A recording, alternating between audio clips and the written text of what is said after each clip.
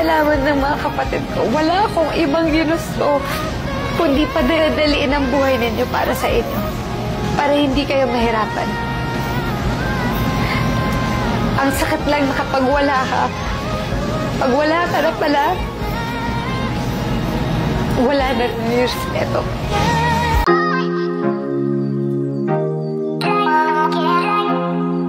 Hindi kaila sa karamihan na ilang dekada na si Claudine Barreto sa showbiz at hanggang ngayon ay nanatili pa rin ito.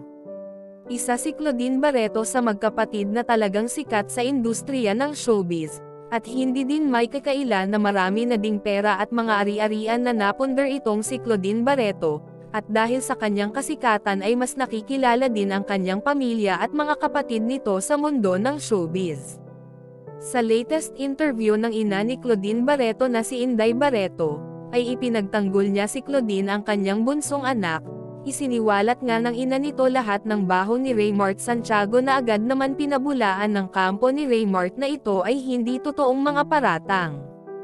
Sa interview nga ay hindi maiiwasan na mabanggit ang mga magkapatid, kung saan, ay mainit din ito sa publiko dahil sa mga hindi pagkakaunawaan nila. Mababatid mo na pinagsisilosan ng magkapatid itong si Claudine dahil sa mas pinapaboran ito ng ina.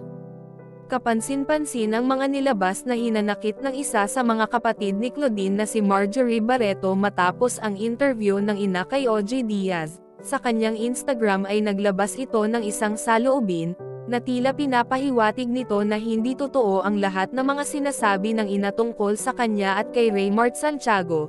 Tila para bang pinapaboran pa nga ni Marjorie itong si Raymart na ex-husband ni Claudine na isa sa mga reason ngayon na labis na sakit kay Claudine.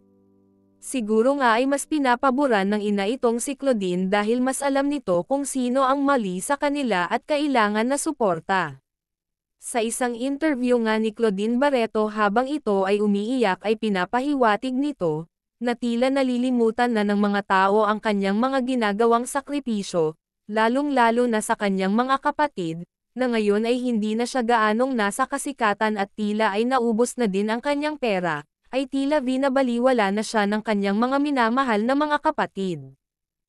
Pero kapag ka nakalimot ka at nananakot ka, huwag mo antayin pabayarin ko sa'yo. Sana malaman ng mga kapatid ko, wala akong ibang ginusto, kundi padadaliin ang buhay ninyo para sa inyo. Para hindi kayo mahirapan. Ang sakit lang na kapag wala ka. Pag wala ka na pala, wala na rin yung respeto.